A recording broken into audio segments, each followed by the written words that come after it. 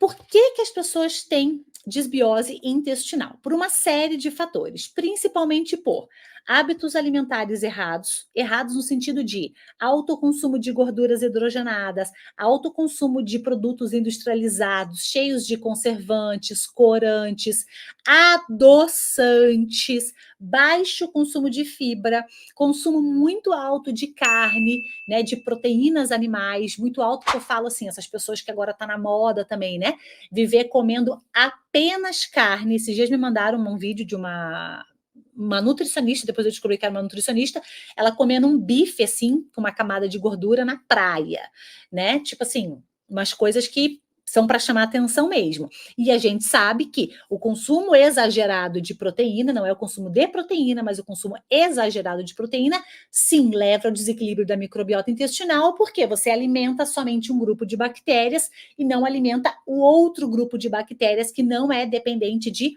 proteínas. Perfeito? Então, esse consumo exagerado de proteínas, o consumo exagerado de gorduras ruins, do tipo gorduras que vêm em lanches, essas gorduras hidrogenadas, que é muito usada inclusive em produtos congelados, né, de qualidade ruim, em biscoitos recheados, tudo isso leva a desbiose.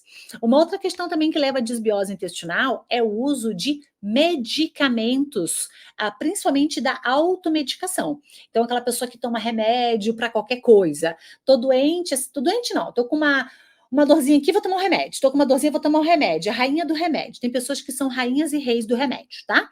Então, essa automedicação, ela também leva a desbiose. Mas a gente pode falar que, em questão de medicamento, hoje o que a gente sabe de fato que leva a um desequilíbrio da microbiota muito grande são os antibióticos. Então, tem gente que toma antibiótico 2, 3, 4, 5 vezes no ano.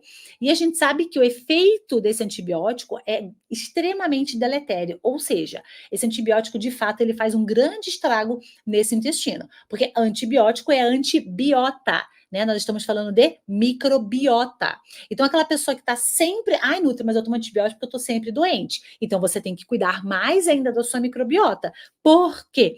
Porque o seu sistema imunológico depende da qualidade da sua microbiota. E eu vou te explicar por quê, pegando aquele desenho de novo, tá? Então veja aqui, ó. Quando nós temos aqui as células do nosso intestino, perfeito?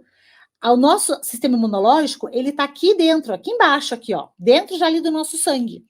Quanto mais permeável tiver esse intestino, quanto mais substâncias agressivas permearem e entrarem nesse intestino, mais o seu sistema imunológico que está aqui embaixo no seu sangue vai ser, como eu digo, irritado, para te explicar de forma bem simples.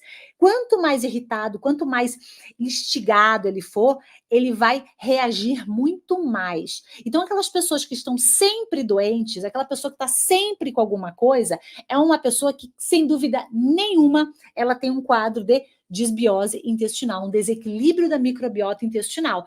Por quê? Porque esse desequilíbrio da microbiota intestinal leva ao que a gente chama de leaky gut, ou aumento de permeabilidade intestinal, e substâncias que não deveriam ser absorvidas são absorvidas, chegam no nosso sangue e dão de cara com o nosso sistema imunológico, e ele começa a ficar extremamente irritado. É tipo o irmão que incomoda o outro. Chega uma hora que ele grita. E é isso que acontece com o sistema imunológico. Então, indivíduos que estão sempre doentes são esses indivíduos que têm que cuidar mais ainda do seu sistema imune, porque senão é só ladeira abaixo. Você, de fato, só vai para vala, tá?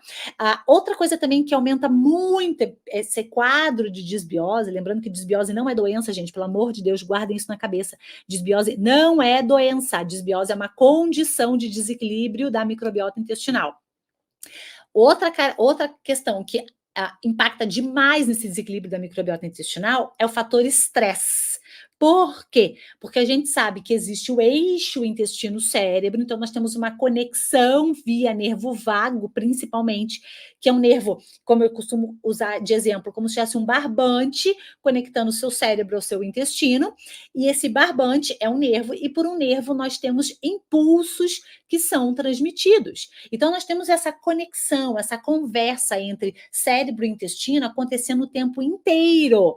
E diga-se, o nosso intestino intestino ele manda muito mais mensagens para o cérebro do que o cérebro para o intestino. Se nós pegarmos 10 mensagens que são trocadas entre cérebro e intestino, 10 mensagens, 9 virão do intestino para o cérebro e uma do cérebro para o intestino. Então, essa conexão, ela é extremamente importante.